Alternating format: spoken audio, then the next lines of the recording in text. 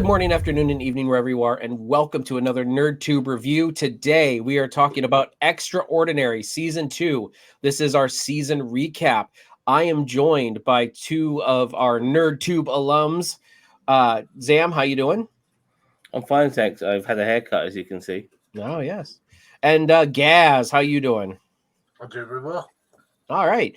So the season 2 of Extraordinary dropped on Hulu a little while, like about a week ago or so, and we've all finally had a chance to watch it.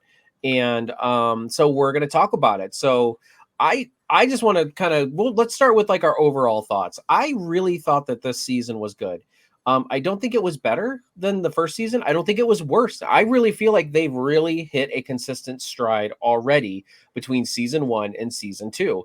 And I think that is excellent. Like, I was not bored. I honestly laughed and cried during the season. Like, I really did. And we can get into details here in just a little bit. But Gaz, what did you think about this season of Extraordinary? I really liked it. We're going to get into why in a bit, but yeah, I agree with you, Cheeto. Compared to last season, there was a little bit of fall off with certain characters, but overall, I agree with you. Like the additions that they added in, actually added some extra things that kind of made up for the things that they lost. But overall, I liked it. Zam? Yeah, first of all, Extraordinary is on Disney Plus here in the UK. Probably the rest of the world is. I'm not sure if everybody else has Hulu, but regardless of that, I did like it. One of the things, now and again, it reminds you that this is not a kids show. It is an adult show. With the swearing and some of the context and all of that. I like to see more variation of types of powers as well, which was pretty cool. I remember in season 1 you saw people flying everywhere, but this time around it wasn't really the case. There was all manners of powers in this season. I guess there was in season 1 too, but you really got to really see them stretch their imagination here, and that's one of the things that I like. I did have a couple of gripes, and I'm hoping we can talk about this as we go along. All right, well, let's get the negative. Since it sounds like we're more favorable, let's get the negatives out of the way first. I mean, Zam, do you want to just talk about the negatives really quick, and then we'll jump into the positives? I think one of the things I've come to realize between maybe American and British television is character arcs. Like I think in American shows or shows with American productions, they tend to you see arcs happening with a particular character, mainly the protagonist, so to speak. In this case, our character doesn't learn shit. Our protagonist, who's someone who I end up not even rooting for at times because I'm thinking to myself, this is the person who's the lead, and she just never fucking learns. And that's kind of a common trope actually with British comedies and British shows. But you at the same time, because you want to have them to have some sort of curvature with their arc, it comes at the very end, which is what we kind of got with this as well. So I'm learning nothing for 7 fucking episodes, and then by the 8th, I finally figured it out. There's no arc at all whatsoever. Yeah. I was gonna say, can I counterpoint that? Not disagree with you, but can I counterpoint that though? Isn't that humans though? Like we learn our lesson. We learn our lesson for a short period, and then we fall right back into the same stupid shit we were doing before. I just like this person was so desperate for her powers that she wasn't even willing to compromise anything in order to get it. She was even lying to a therapist and all of that. I mean, like she's dying for powers, like tried to get, but everyone else, Cash had an arc. Sorry, the name of her friend, Carrie had an arc. Those are the 2 supporting characters. They pretty had some decent arcs with this, whilst she didn't. Even her boyfriend, Jizzlord, he had an arc. You know what I mean? He's always learning and stuff like that. And so it seemed everybody else had an arc except for Jen, and I just found that a bit weird. So that was one of my issues. And to go on my second issue, like in episode 2, when Jizzlord's son becomes an old man, you can't just take that in your stride. I'll be freaking the fuck out that I've just ruined my kid's life. Sorry, my bird's a bit close to my camera. There we go. I'll be freaking the fuck out, and I would want to resolve this issue as quickly as possible. Not take this fucking pensioner kid to the park and start pushing him on the swing. You know, it was. I mean, you're right. That was Yeah. a bit, yeah. For me, I couldn't. You know, I found that very hard to grasp. So yeah, it's just stuff like that. You know, so yeah. Okay. Gaz, any gripes you got specifically, or There's a couple, like for example, Carrie's character wasn't as good as it was. Like, I mean, the actress who does it does the character is really good. Like the way that she becomes other people, like when she's like inhabited, the way that she like sort of her posture and her body presence, and you almost believe that she is these other people. The only thing that I would say, yeah, her character had a bit of a fall off considering how good she was in first season. And I do agree with what you're saying. Like, people just seem to be going through shit and just be going, "Oh, that's fine." Like, for example, Jizzlord seemed to be like very like, "All right," like his reaction to everything seemed to be the same, almost all right. cat-like? Like, yeah, I suppose that could be cat-like, but like for example, like when he found out that the person he's been told is his son isn't, his son is like, "All right." Instead of going, "Why the fuck did you lie to me?" You know, blah blah blah, which is like a human response. You know, why was that not a thing? I think he was more relieved. Like, I think he was relieved that it wasn't his kid because he didn't want to be with her at all. The only reason why he even had that remote like inkling to stay with her was because of him, like was because of his son. So I think he was more relieved and he wanted to be with Jen. Like, if it was just between what was her? I don't remember her name, and it's not on the cast list on here. Psychic bitch. That's yeah, psychic bitch. There we go. Yeah, psychic bitch. So besides, I think he was relieved because when his son wasn't his, he was like, "No, I don't want to be." He even said before he knew, he said, "I'm not even attracted to you. I'm here for my son. I'm here for my son." Yeah. So, and I really like that. I thought that was great because, it kind of also shows the fact that he can see through her bullshit, but he also realizes that his son needs his father. And then when he found out it wasn't, he's like, "Well, okay." And I get it where you're like, "Oh, it's lackadaisical."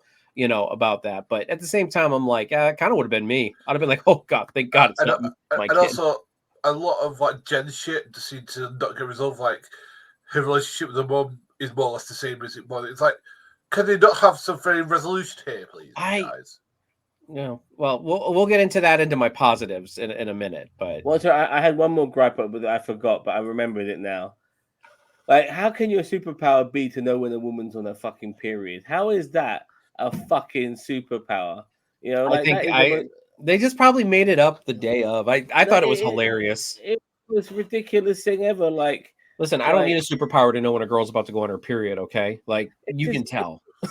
It's just that if that's the case, then maybe Jen has a superpower, but she doesn't realize it yet because it could be as conspicuous as that, knowing when a woman's on a fucking period.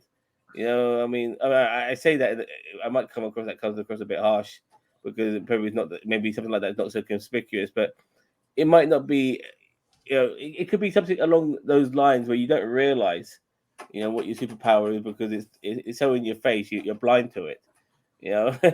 So yeah, that's what I'm trying to get. That's the point I'm trying to make. Okay. I mean, you guys are right. Those are all valid gripes, and I mean, I don't blame you guys for that.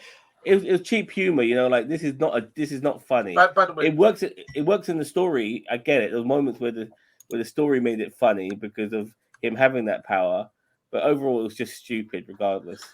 But saying that, these gripes, I think I just minded. They didn't really ruin my enjoyment of the show because the show was pretty good. I mean, the last 2 episodes were a little bit meh, but the rest of the show, the rest of the show was just fucking awesome. I really enjoyed it. I overall liked it more than I disliked it. Way more than I disliked it. Yeah, but those were the issues. Regardless, I had to bring them up. Yeah, it was funny. It was funny at times. Like the fucking container room with the fucking dildos and bongs and shit like that. And I just Lord, this is who he is. And they got the wrong one and stuff like that, So yeah. What kind of person was I? No, but that was yeah. So let's get in. You guys okay with moving on to the positives then? Yeah, let's do it. I mean, like, yeah, like that kind of thing. I'll tell you what, though, man, that scene with her dad at the end of episode 10, I'm going right to it. My favorite part was just that the acting, and then Jen and Carrie, and then like her dad, like doing the whole last talk thing or last rites thing, whatever you want to call it. It was just it was so good. I cried. I was like, that is. It was so good. It felt so real. And then the look that Carrie gave Jen after he was gone, and then the way Jen, I was just like, oh my God, this joke, yeah. like I was like, this is I'm sorry. For me, it was absolute perfection. Like, this is how you like, and I get it, it's an odd way to say goodbye to a character, but at the same time, it was the perfect way to say goodbye to a character. And the whole knock knock joke, it was just like, oh God, like, so I hope they don't walk it back next season. Like the dad cannot come back. This cannot be a Shaq situation. If you watch Lower Decks, you know what I mean. Like they can't walk it back next season. It's got to be final. You know what I mean? Yeah, I mean, you saw some of the branches of a character, like her mom still had an issue with this, like, your father's dead, let him go, and she wouldn't, and I like the fact that he had to let her go, and that was brilliant. It really was. It was yeah. I enjoyed it. The actor, Aradel O'Hanlon, also known as Father Dougal from Father Ted, fantastic in that role. I mean, I recognized his voice instantly. He's an Irish actor, but he's quite renowned in the UK as well. Yeah, it was great stuff.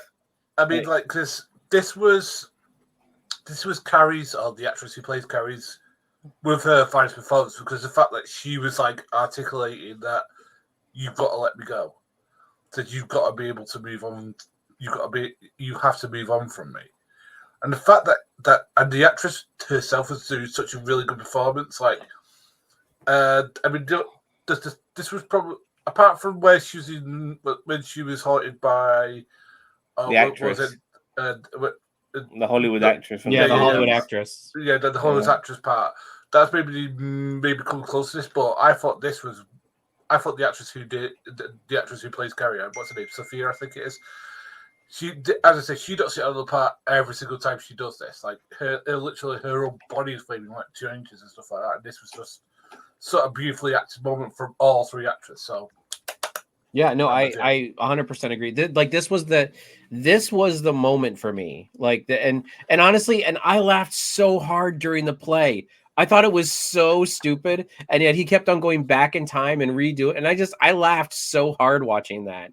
That's why I thought the final episode was so good. And then Carrie finally coming in to realize that she likes being like a producer, or like a stage producer or whatever. Like, yeah. I thought that was very well executed.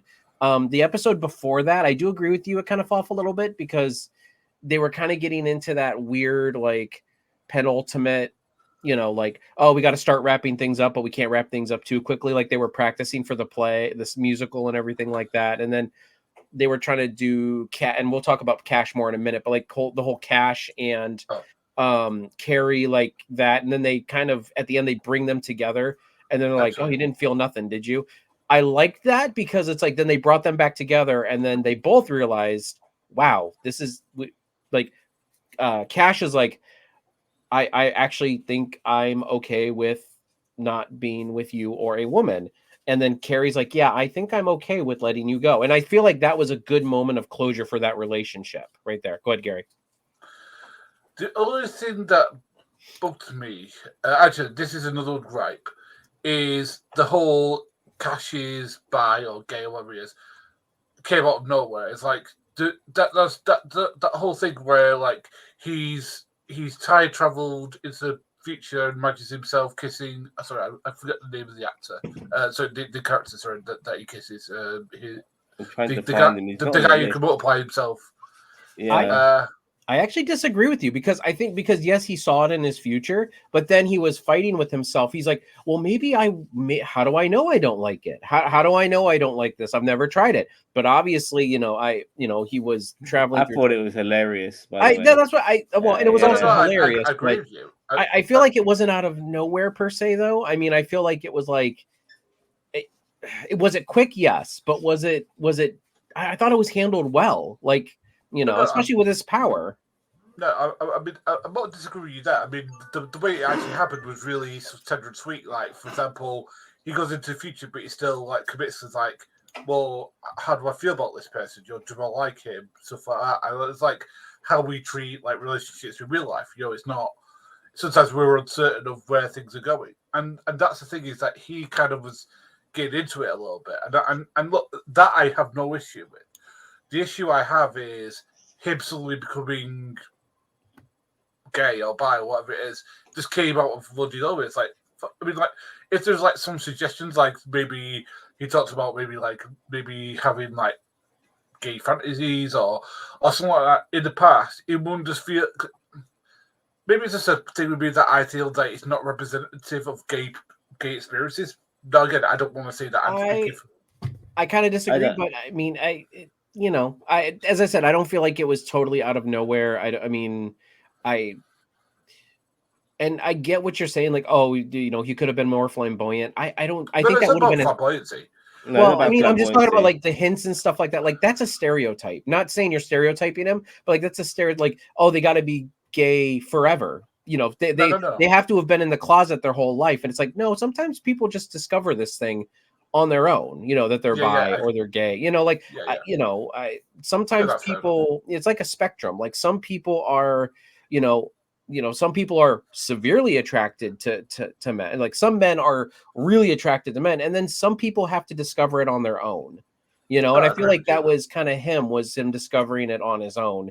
And as I said, yes, his powers had a little bit of a hilarious like tie into it. Like, it's kind of like the whole, loop paradox or whatever you want to call it. Like, would it, if he didn't time travel and to the future to see himself and then travel back, would it have even happened? You know what I mean? Like, you're kind of like chicken and the egg type thing. But yeah, so I don't know. I thought it was well handled, and I thought it was well closed out. So what I liked about it was the fact that he could change his past, but he couldn't necessarily change his future. His future was almost like predetermined, and you could see he was trying to fight it to a degree, but it was going to happen whether he liked it or not. And that's something I thought was pretty cool. But he was always able to change his past, but not his future. And by the way, I have one more gripe. I need to bring this up. Osama bin Laden. How can this guy be a terrorist in a world full of people with superpowers? I know he himself will have a superpower probably in this universe, but considering everybody has a superpower to a degree, somebody like him would be hard to do what he does, if you know what I mean. So I just thought that was playing on my mind a little bit. How does Osama bin Laden work in this universe? You know what I mean? So but to follow on from what I was just saying, the relationship that he and that guy have is so cool to see, like, because it actually feels natural, that the fact that like the guy he's with is like trying to find out where his boundaries are. Like, is he okay being out? Is he okay being out in public with him? And he's trying not rushing him in that sort of sense. And that just felt so natural to me. That felt like how maybe some that gay relationships go. That not everybody is at the same level, and that the other person has to be okay with where the other person's at in that sort of sense. Mm-hmm. And that is a very natural progression. You're right. I mean, that was very well done. Yeah. The other thing that I kind of didn't like is that maybe they'll do this to show how Carrie's okay with it, was the fact that Carrie went from, well, I'm not sure if I like this, to I'm super gay friendly. It's like, no, it takes progression. I think the gag was that she was overcompensating at that point. Yeah, exactly, because she's not homophobic whatsoever, because that guy was her friend when she was in the office with that person. But she was overcompensating for sure. Yeah, and well, the other thing is like, that's like, I've never had like a woman go to be a lesbian like right after dating me. Actually, I don't think anyone I've ever dated ever went lesbian, but still, but like there is the kind of that shock where you're like, wait a minute, did I turn them gay? You know, did I turn them queer? Like what happened? You know, like but and I get her having that moment where she's like, not, and then she dug herself a hole. She's like, wait. Not that there's anything wrong with it, but did I do that? Like, I get this a little bit of personal insight is, I'm never getting married again. But I always, my ex every now and then will ask me, she said, so are you never getting married again because of me? Why does it matter? You know what I mean? Like, she's got that shock where she's like, did I cause that? And like, you might have. I like the way when she was on the dating game and she met the Invisible Man guy. Yeah. At the what's her face party and all of that, and how that played out initially. That was really good. And then the guy was actually hot. I loved it. Yeah. Exactly. I knew that the whole time, but when he revealed himself, I was like, "Yep, called it." Yeah, and how upset he was. He goes, "You only want to know if you see me to know if I'm good looking or not. Why are you girls all the same?" Oh god, that was a total brilliant. gender swap of that usual interview with like. I mean, and you know what? But go ahead, Sam.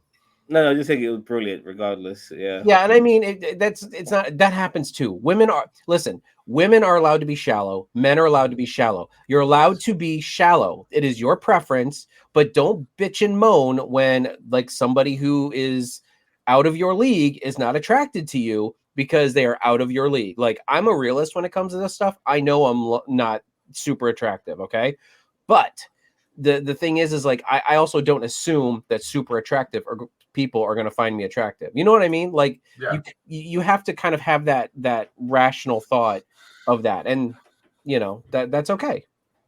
I want to get into Jen's confrontation with Gislaw's ex-wife. Oh god, yes, I can't wait to talk about this. That was such a good act. That actress is so fucking good. She needs to be more shit. But actually, both of these actresses all these actresses need to be more shit. Jen was obviously threatened by her because that's just, as far as she's concerned, that's Gislaw's wife, and in that she has a kid. And Gislaw's wife is an attractive woman and seems reasonably successful and all of this. She's properly threatened by her, and whatever she tries to do. Some of the gags were so stupid though, like drinking the beer and all of that was dumb, and like Gislaw bringing a box of petrol or fuel or gasoline or what you would call it to the party, and then she takes the box, and now I'm thinking to myself, okay, she's gonna get blamed for it and all of that, and the fact that her and Gislaw haven't fucked yet, I thought that was a bit weird, No, but I mean, but you they haven't. I thought they had. No, because they were at one point they were at the kids' party and they decided to get teleported by the guy with the teleporting power. Yeah, okay. And that was really funny as well because I totally forgot about that kid, and we see him at the end in the credits. Yeah, right. I love the mid-credit scenes. What was the one with the one episode with the worm? That was absolutely like where like he tried to transfer the what is it the empathy, like empathy, the empathy through, and it was like I just was like that's so stupid, but it works. The one that cracked me up the most was the one where Carrie goes to buy the drugs off the guy, and the guy is there having a conversation with the guy, and he's going, he says, I sold it for 35 quid. What was it? What were the drugs? He went, paracetamol. I just started cracking up. Yeah, so Carrie had a placebo, and then she had to take a drug test. She gives it to Cash, and Cash is so stupid, he shoots his fucking load instead of peeing in there, puts sperm in there instead of piss. Like, oh my god! Okay, so it was a sperm sample? I thought it was a feces sample. No, because that could still be done by a woman. But the point is, it was a sperm sample, which is why it wasn't Carrie's, because it's sperm, So, yeah. So I thought that was hilarious because it just kind of shows you how stupid Cash is. He is really stupid. I mean, he's like I actually like him this season more than I did last season. I like Cash more this season. I did. He felt like but he had an arc. He had an arc. He had and same with Carrie as well. Like trying to get both of them trying to move on from each other was their arc, which made them interesting to watch. And so yeah. Can we talk about one of my favorite parts of the show, which is them going into Jen's mind, like Inception and stuff like that? Oh yeah, I The- definitely want to talk about that. I mean, that was Yeah. a really great part. I The loved fact everything that about this season. Go ahead, Gary. yeah, like the fact it's Julian Barrett, as somebody who loves the Mighty Boosh and then likes a lot of things that he's been in. It's good to see him. It's good to see him in this, and he's so well cast as a Fabian, like sort of like Lothario, like this caring like therapist character is just. I didn't think he was that. I didn't think he was a Fario or just caring. I thought he was just somebody because he's Jen. Jen was the one who was leading him along. Like Jen wasn't being honest with him, and like he asked him certain questions, and Jen was like being quite misleading at times. And Jen was the one who planted the kiss on him. I don't think he was making moves on her whatsoever. I thought he was all right. I wouldn't mind him being my therapist. I mean, I don't know that was because he did say something about like, and he didn't basically say do it, but he did kind of sit there and say, well, sometimes or she asked sometimes about throwing things to the wind or something like that, and he agreed or something like he did leave it open for her to make a mistake or something like that. Like I still blame Jen. It is she's the one. You're right, who planted the kiss, but. I mean, he's being a therapist. Things could be taken out of context. He's trying to make her move on and not be so like get away from the position that is holding her back from discovering her power, if she's even got one. So her power might be that she might not have powers. That could be that. Yeah, wouldn't it be hilarious if her superpower was being normal? Super normal. Exactly. So. But I did like how they did it. Like they did her in some sort of library with books and stuff like that, and all indicating certain things about her past and previous boyfriends and previous things, dad jokes, all these sort of things. Mm-hmm. Yeah. The best one was when they got The Lies of Jen, as read by Derek Jacobi, and apparently they actually got Derek Jacobi to actually read that shit. Yeah, it's like Derek Jacobi, like the professional he is, just read it, and it's like, good on you, Derek. I know. I agree. I love that part. I thought it was great. Yeah, like £12,000 for a session and stuff like that. Well, no, it was 12,000 for the whole. It was for the whole program. Yeah, for the whole program, just to discover if you have a power or not. Yeah, I was kind of hoping. Did you guys hope that she was going to get her power at the end? I kind of was hoping she would. I think it should have been some kind of crazy power. I think she should have personally, just because that would have been an act for her. I personally would have liked to have got her power, but what do you guys think of the Void? I mean, I think she's going to meet Loki in the Void. I mean, that would be such a crazy crossover. If that actually happened. For me, what I found weird is that here you got this incredible thing. It's like it's basically like a human's garbage disposal, and here it is, and yet there's no barriers or anything. Yeah, I agree that. I thought that a couple times. Every time they were there, I'm like, that is a safety hazard. Like, show exactly. I mean, I was thinking someone drunk an idiot, like get drunk and going like, I'm falling headfirst into it. Now, even though we saw at the end, we saw Jen fall in it, and then she seemed to survive at the end. It goes to show that this guy who says he doesn't know where all the stuff goes, it obviously does go somewhere. And the fact that Jen has survived, and if she's still in the same time period or whatever it may be on Earth, then the fact that nobody knows where all this shit goes is kind of bizarre, because they would have discovered that before Jen discovered where she was. In my opinion. And she did look up in the mid-credit of the last episode. She did look up and she said, "Oh, you got," and she was in green grass, and she's like, "Oh," he's like, "Oh, you got to be kidding me," or something like that. So she obviously knows where she is. So she was in green grass, and the fact is that she's not surrounded by all this shit that would have piled up. I You agree know what with I you mean? there. That was going to be my next point is the fact that, Yeah. yeah, where is all the stuff that's being thrown through? Does this portal move? Like, is it moving and, it just kind of dumps things? But no, I agree with you. I thought that exact same thing. Like, where's all the stuff that where's the microwave? Or no, the microwave wasn't in there. Where's the phone? Like, where's, all this other shit that's been thrown in there? Yeah, exactly. So, but I did like that. I mean, this is a good way of using superpowers in a superpower world, like making it more of part of everyday life. Like people are not there just to save other human beings. Their power there is garbage disposal. Yeah. Like it's pretty cool in that sense. So those are the things I really appreciate about the normality of it.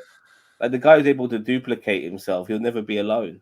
You know what I mean? He's got so many versions of himself. Can we talk about the one who said he want the one that was like, I want to be straight. I'm like, I love Carrie, and I'm like, oh my god, like what are we really doing this? And then they kind of turned it on its head. He's like, oh, I'm not really straight. I just what did he say? He said I felt bad for Carrie or something like that, Yeah, or something like that. and I was like, this is so stupid, and I love it. Like, I was thinking about what's the implications of this now, because this guy's one dude, but he's now split into two. This is not a twin. This is the same guy. so then he's You know what bi. I mean? Yeah, no. It's not that. But the point is now he's one person. Now if he's permanently two people, yeah. Yeah, Then how does that happen in the real world? Like if you're gonna end if one of your duplications wants to be its own person, like what's the how does that work? I have So no idea. yeah, I agree with you, but it was when they did it, I'm kind of like, what? I laughed. Okay, so let's wrap it up though, unless you guys have some specifics to go. But like, I just overall, like, I laughed so much during this season, and then that scene at the end, or not at the very end, but towards the end of the last episode with the dad, just really, really hammered this season home. I really, really like this season. So, do you guys want to mark it really quick, or do you guys got anything else to bring up? I'm trying to consider anything else to bring up. There's a lot, and there's a lot of good. G-Slow stuff was pretty good. well, look, the episodes are first one is The Void, and episode 2 is Hello Stranger, which is one where the kid becomes old. The Exorcism of Carrie Jackson, where we really spoke about that too much, where Carrie becomes, and they were basically paying homage to horror movies. It was set in Halloween and stuff, but Yeah. Carrie become taken over by that particular dead person. I'm surprised no other dead people have tried to resurrect themselves through Carrie, other than this person. And this person was a proper slag as well. Like, if you fall over, like he's trying to teach Carrie initially about how to find another man, but if you fall over, pretend to trip, but grab onto Johnson for support. Like, what the fuck? Yeah, and all of that. And we have Ready to Rumble. And by the way his mum, she came in, she was reminding me of the character from not The Exorcist. It was the other one, the one with Steven Spielberg. Come on, guys, remind me. Poltergeist. Poltergeist, yes, yeah. The Reminded me of room it. is clear. Yeah, yeah. Ready to Rumble. The gang attends Nora's book launch. Yeah, and they tried to sabotage it and all of that. Also, that it was convenient. And that was it was Nora, by the way. That's the name of Jizzlord's partner. It was convenient that Nora's Jizzlord's old best mate was the father of the kid. So yeah, that was convenient. I kind of picked that up before it was announced. I'm not sure if you guys figured that out. No? No, I picked it up once the hair coloring came in. So I picked it up at the very end. Like, but yeah. And he pulls down his fucking pants because I'm ginger, like, and you see it all pixelated, but you can see the ginger clear as fucking day from the pixelation. You saw more than that. You saw the dangle too. I was like, yeah. I'm like, all right, congratulations, my friend. Yeah. We have Meet the Parent. Jen attempts a happy family prove a disaster. Jizz strives to see the best in Jen when compared with Nora. Yeah, no, because Jizz obviously he can be so manipulated. He starts making up a list of the pros and cons. Jen obviously versus Nora. Jen and Nora's rivalry intensifies. Jizz faces a particularly tough choice. and Carrie jumped through the hoops. Also, yeah, Jizzlord, he's a father to kittens.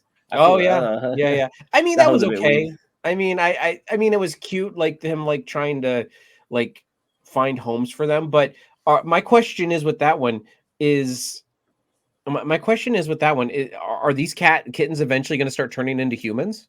That'd be so weird.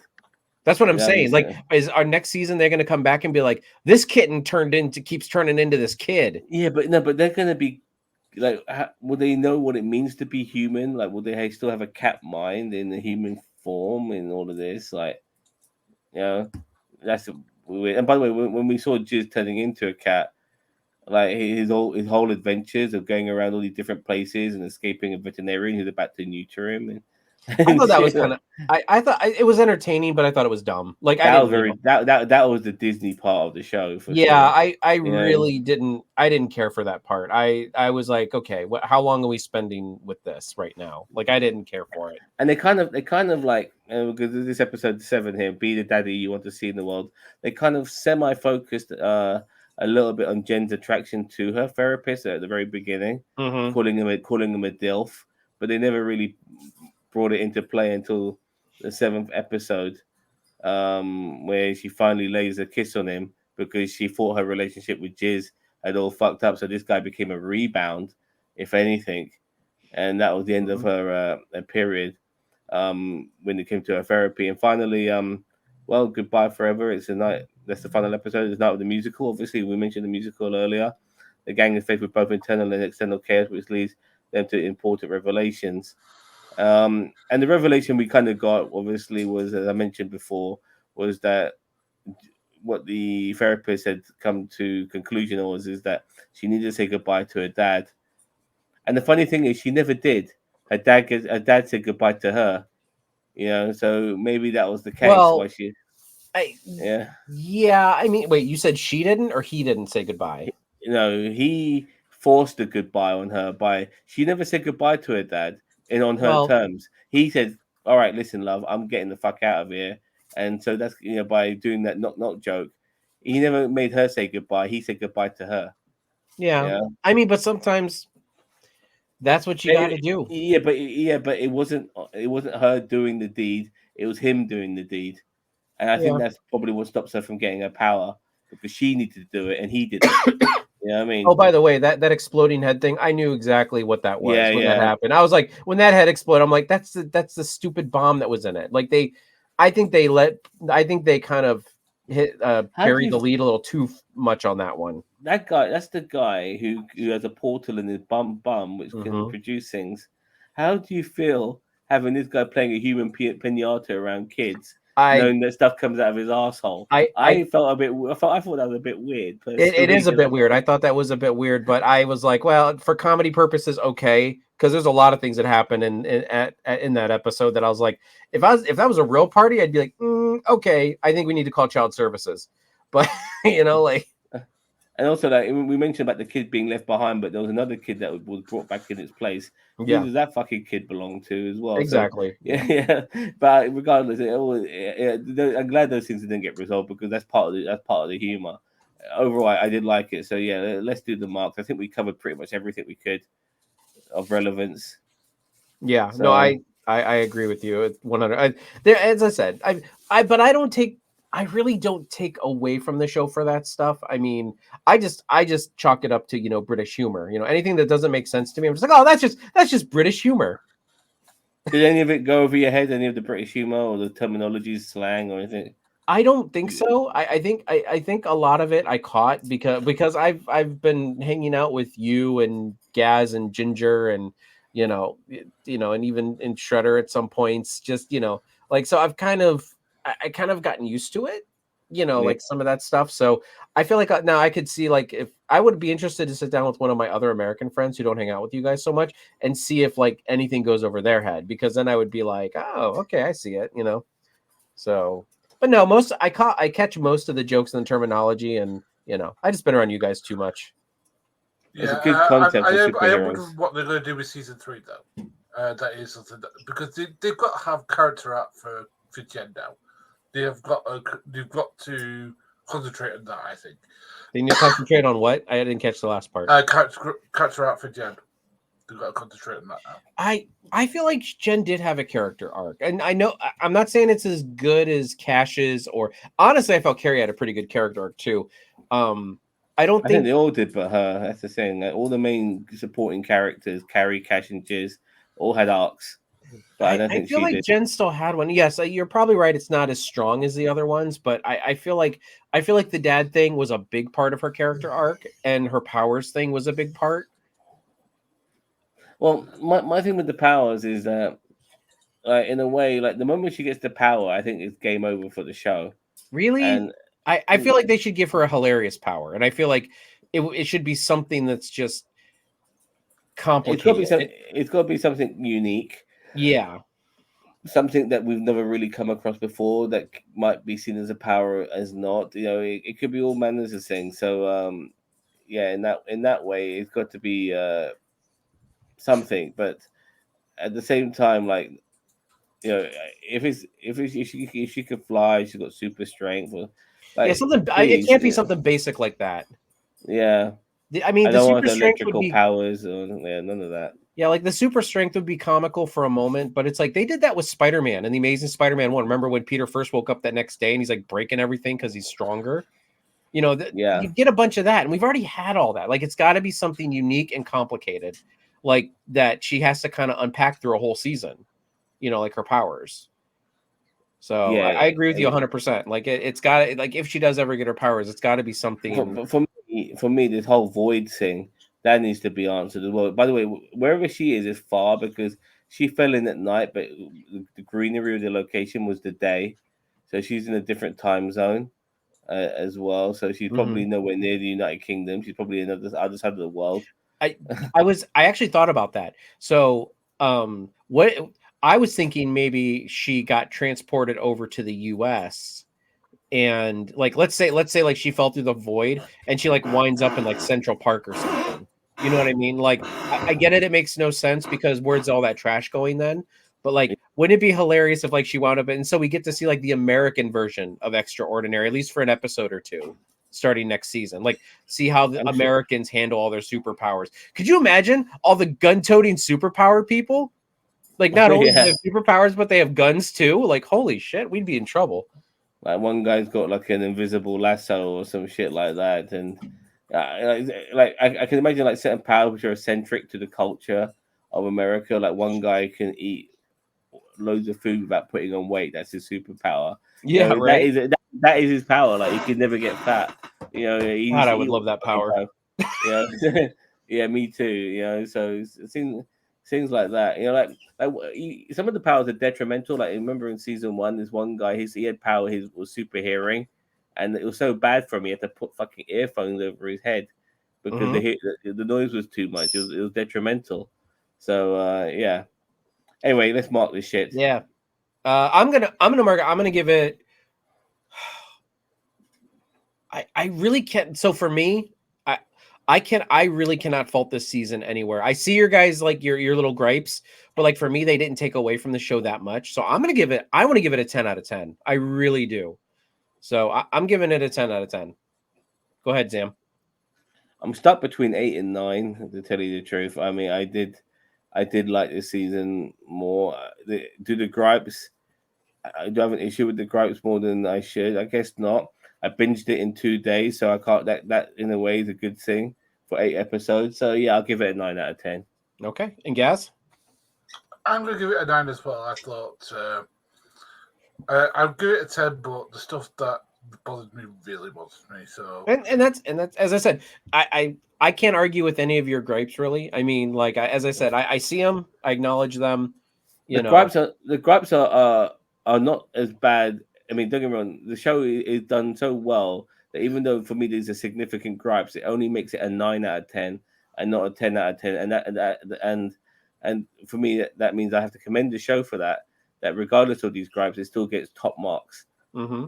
Yeah, 9 out of 10. I mean, you literally are right there on the cusp of being perfection. For me, it was. I enjoyed this entire season, and I mean, maybe because I'm not British, maybe some of the other gripes went over my head, which is fine. But with that all being said, like, share, subscribe to NerdTube, the greatest YouTube channel you kind of maybe sort of heard of. We'll catch you in the next one. Bye-bye.